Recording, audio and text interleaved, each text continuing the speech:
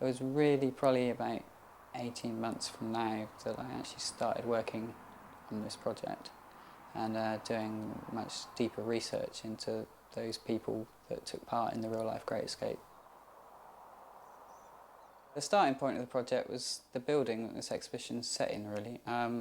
Since I came back from uni and started working in this building, I kind of became interested in its history. It was used at Western Air Base, just a few miles down the road. So I became interested in the RAF. I went to the Great Escapes exhibition at the Imperial War Museum in 2004, which kind of sowed the seed of an idea. Obviously all the Great Escapers being RAF men, or Allied Air Forcemen at least. So this wall portrays those 50 that were executed on Hitler's orders after the Great Escape. 76 people made it out of the tunnel, only 3 made it back to Britain. So of the 73 recaptured, 50 were executed, and these are they.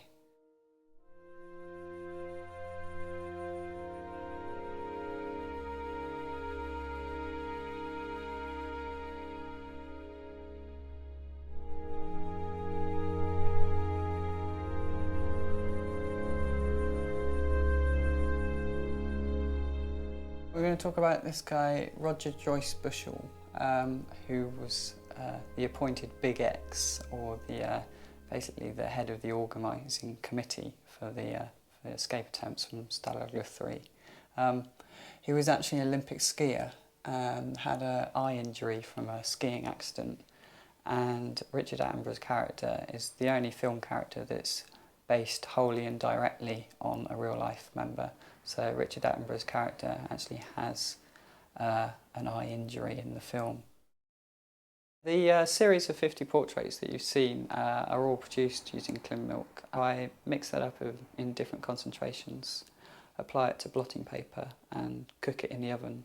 And the cooking is where the coloration comes from, and produce this as the kind of sepia photo effect that you can see in the portraits.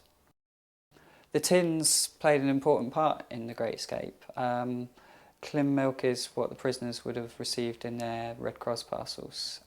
So, as well as being a kind of vital foodstuff, the empty tins kind of played a major part in the breakout.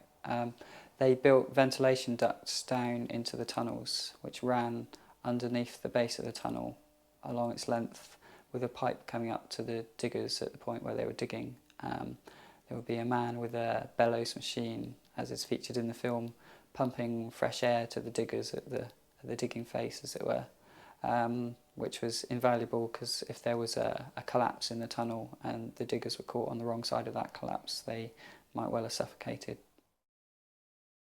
I read Jonathan Vance's book, A Gallant Company, and from that I learnt that one of the 50 that were executed after the Great Escape, James Leslie Robert Long, was from Taunton, and he was a student of the Hewish Grammar School.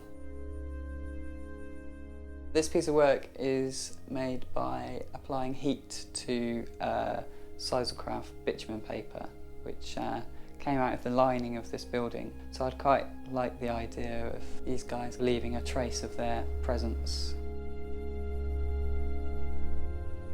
I believe James Long went to Gourlitz, where a large number, probably 20 or 30 prisoners were held, and one by one or in larger groups they were taken off, and obviously those left behind in the cells thought they were possibly going back to Sagan or to other camps, until there was only James Long and Max Ellis left in the cells, and Max was spared and James was the last of the 50 to be seen alive.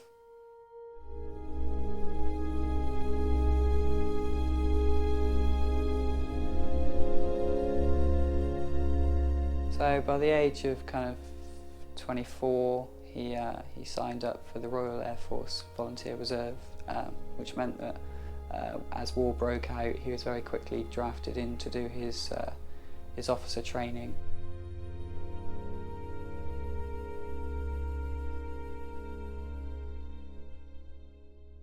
Well, he was a key member of the digging team as they kind of pushed to finish Harry before the moonless night of the 24th, 25th of March.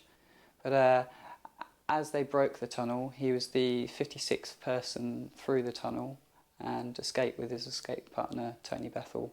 They were hard-arsing, as they called it, so basically trudging across snow-covered fields by night and resting by day. And after 2 or 3 days of trying to unsuccessfully negotiate a very muddy, boggy field with deep snow, they decided to make an attempt during the daytime so they could navigate better, and it was at that point that they were picked up